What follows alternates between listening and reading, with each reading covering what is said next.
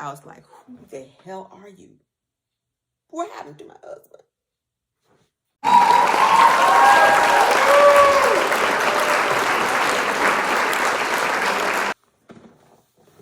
Friends and family, it's time for another video, Uncomfortable Conversations with a Married Woman. In this version, we're going to talk about children, to have or not to have. That is the question. So if you're interested, go ahead, grab a snack, grab a drink, and let's talk. So I think there's some kind of a misconception or illusion that people get married in order to have children. That couldn't be furthest from the truth. Why? I guess maybe from history and, our ancestors and everything, that was the purpose. You get married, you have children. That's the whole reason why you're together. Go forth and multiply. But in today's day and age, it's not necessarily the same. So it's a very interesting topic to me, especially when I learned that there are other women that, like me, didn't have children in their plans at all when they got married. There are several misconceptions. One is that you're expected to have children. Number two is that the essence of a woman, the whole reason you're a woman, is to have children. Okay? And then number three, if as a woman you don't want children, you are frowned upon. So the reason why I'm doing this video is to let you know, if you're not married yet and you're thinking about getting married, talk about it. Don't assume that your partner thinks that if you get married, you're going to have children, or when you get married, you're going to have children automatically. Don't assume at all. Be intentional about having that conversation, because it is, I think, increasingly different in these days for women to say, no, I don't have children. Why? It's very, very common nowadays. So I'll have to admit, yours truly was one of them. Okay. It honestly, and you have to watch my video about baggage. Having children was not in my plans in life at all. Neither was getting married. One of the reasons why getting married wasn't even in my plans at all was that misconception that you're going to have to have children because you're married, or you're getting married so that you will have children. I don't even understand why in this day and age people think that it is a must. Look at how many children are out there that are in orphanages, not because their parents, died or something happened to their parents, but because they were not planned and they were a surprise. Who's going to adopt all of these children? There are so many out there that need help. And the other side of that also is, even if you don't want to adopt because you don't want children, period, that's okay too. It's important for all of us to understand that and not put pressures on people, because I think some of that pressure is what results in children being a surprise and ending up in orphanages or homes. It's just not fair to the child. Children do not ask to be born, so we have to be very, very cognizant before we decide to have children. Biblically, Bible days till today, it is frowned upon if you have children outside of wedlock.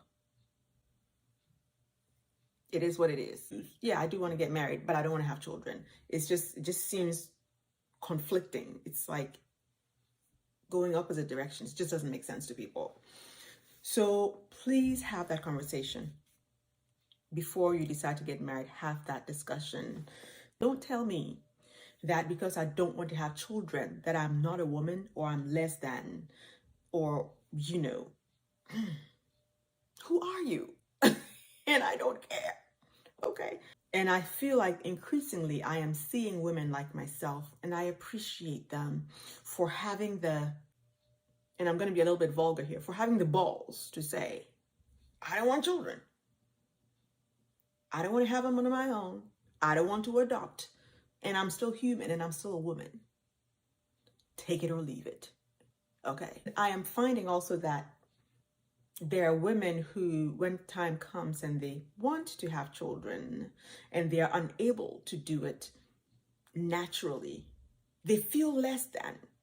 I don't understand that either. The biological situation is just not happening. Move on. But they go through so much and get, the in vitro and the injections and the hormones and the, but it's not for me to understand. Everybody has their own choice. I just implore women, if you don't want to have children or if you can't have children, not to feel less than. You are still a woman in every sense of the word, 100,000%. Okay, having children does not make you a woman. You are a woman before you decide to have children or not to have children, and that's fine. So I want that to be very, very clear. As you can see, I'm very passionate about that. I think some women are forced into, or they feel forced into that situation because of the way people think. To hell with them. I'm sorry. But anyway, as I was saying, you and your spouse to be must have that conversation. It shouldn't be assumed. I really, really want to keep making that point. It should not be assumed that you're getting married to have children, or that you're getting married and the next thing to do is to have children. It shouldn't be assumed. Now, if you have that discussion and one of you wants to have children and the other one doesn't, what do you do? I see a lot of people try to convince the one who doesn't want to have children and say, you'll change your mind. You'll change your mind. It's natural to want to have children when you get married. So you're going to change your mind. Just give it time. Just give it time.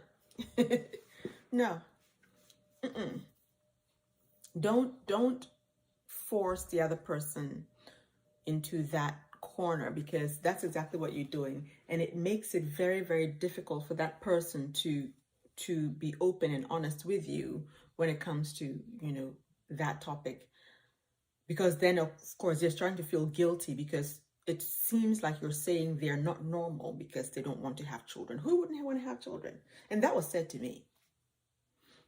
I didn't. I just didn't. And my husband was fine with it. He's like, whatever you want. And I'm like, it's not what I want. Do you understand? I mean, you have to, are we on the same page? And he's like, sure. I said, okay. But I started getting newspaper clippings from a certain individual. We were married for our first 7 years. It was just amazing. And I'll tell you what, if you do choose to have children, please wait. Please wait. If you can, if biologically it's okay to wait, please wait. Because you have to get to know your spouse before the children come. Because once the children come, you see other sides of your spouse that I did. Let me just say I did. Didn't anticipate, didn't expect. I was like, who the hell are you? What happened to my husband? You are not him. You go back wherever you came from and get my husband back to me, because this is not it. I will tell you, it brought some strife and some challenges. I still remember it to this day. So I am so glad that I waited for 7 years. We waited for 7 years. And yes, we did change our minds. And there was a thought process that went into that. It wasn't from pressure from other people at all. Again, I could give two rat's asses, what anybody thought, whether I should have children or not. Obviously, there were whisperings, and even my friends started to ask me, well, why aren't you having children? I don't want to.